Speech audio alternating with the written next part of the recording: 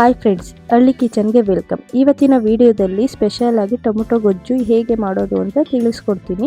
ಈ ವಿಡಿಯೋನ ಕೊನೆ ತನಕ ನೋಡಿ. ಮೊದಲಿಗೆ 4 ರಿಂದ 5 ಚೆನ್ನಾಗಿರೋ ಟೊಮೊಟೊನ ಬೇಯಿಸ್ಕೊಳ್ಳಿ. ಟೊಮೊಟೊ ಬೇಯೋವರೆಗೂ ನಾನು ಚಪಾತಿ ಹಿಟ್ಟನ್ನು ಹದವಾಗಿ ಕಲಿಸ್ಕೊಳ್ತಾ ಇದ್ದೀನಿ. ಇದಕ್ಕೆ ಬೇಕಾಗಿರುವ ಸಾಮಗ್ರಿಗಳು: ಈರುಳ್ಳಿ, ಬೆಳ್ಳುಳ್ಳಿ, ಮೆಣಸಿನಕಾಯಿ, ಕೊತ್ತಂಬರಿ ಸೊಪ್ಪು, ಟೊಮೊಟೊ ಆಲ್ರೆಡಿ ಬೇಯಕ್ಕಿಟ್ಟಿದ್ದೀವಿ. ಎಲ್ಲ ಸಾಮಗ್ರಿಗಳನ್ನು ಮೀಡಿಯಂ ಸೈಜಲ್ಲಿ ಹೆಚ್ಕೊಳ್ಳಿ. ಬೆಳ್ಳುಳ್ಳಿ ತಗೊಂಡಿರ್ತೀರಲ್ಲ, ಬೆಳ್ಳುಳ್ಳಿನ ಬಿಡಿಸ್ಕೊಂಡು ನೀಟಾಗಿ ಜಜ್ಜಬೇಕು. ಆಲ್ರೆಡಿ ಟೊಮೊಟೊ ಬೆಂದಾಗಿದೆ, ಅದನ್ನು ಮಿಕ್ಸಿ ಜಾರ್ಗೆ ಹಾಕ್ಕೊಂಡು ರುಬ್ಕೊಳ್ಳಿ. ಮೀಡಿಯಮಾಗಿ ರುಬ್ಕೊಳ್ಳಿ, ಜಾಸ್ತಿ ಸಣ್ಣದಾಗಿ ರುಬ್ಬೇಡಿ. ಈಗ ಟೊಮೊಟೊ ರುಬ್ಕೊಂಡಿದ್ದೀನಿ. ನೆಕ್ಸ್ಟ್ ಒಂದು ಪ್ಯಾನ್ ತಗೊಳ್ಳಿ. ಒಂದು ಪ್ಯಾನ್ಗೆ ಒಂದು 6 ಸ್ಪೂನಷ್ಟು ಎಣ್ಣೆ ಹಾಕಿ. ಎಣ್ಣೆ ಕಾದ ನಂತರ 1 ಸ್ಪೂನ್ ಜೀರಿಗೆ, 1 ಸ್ಪೂನ್ ಸಾಸಿವೆ ಹಾಕಿ.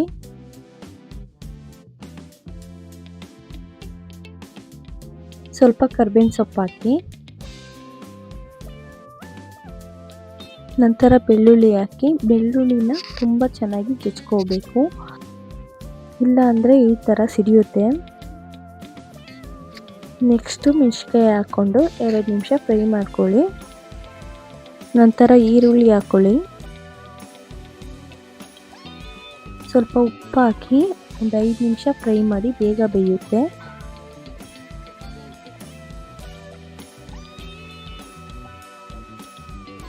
ಈರುಳ್ಳಿ ಫ್ರೈ ಆದಮೇಲೆ ರುಬ್ಬಿರೋ ಟೊಮೊಟೊನ ಇದಕ್ಕೆ ಆ್ಯಡ್ ಮಾಡ್ಕೊಳ್ಳಿ.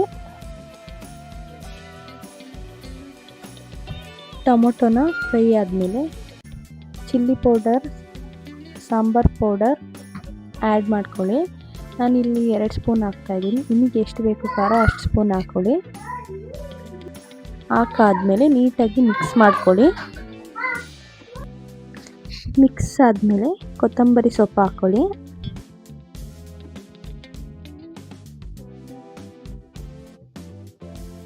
ಇದು ಗಟ್ಟಿ ಅನಿಸ್ತಾ ಇದೆ, ನಾನು ಅದಕ್ಕೋಸ್ಕರ ಅರ್ಧ ಗ್ಲಾಸ್ ನೀರು ಹಾಕೊತಾ ಇದ್ದೀನಿ. ರುಚಿಗೆ ಎಷ್ಟು ಬೇಕು ಅಷ್ಟು ಉಪ್ಪು ಹಾಕೋತಾ ಇದ್ದೀನಿ.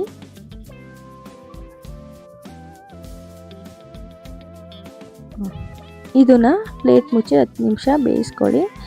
ಅದ ನಂತರ ಚಪಾತಿ ಹಿಟ್ಟು ಕಲಸಿರ್ತೀವಲ್ಲ, ಅದನ್ನು ಒತ್ತಿ ಚಪಾತಿ ಬೇಯಿಸ್ಕೊಳ್ಳಿ.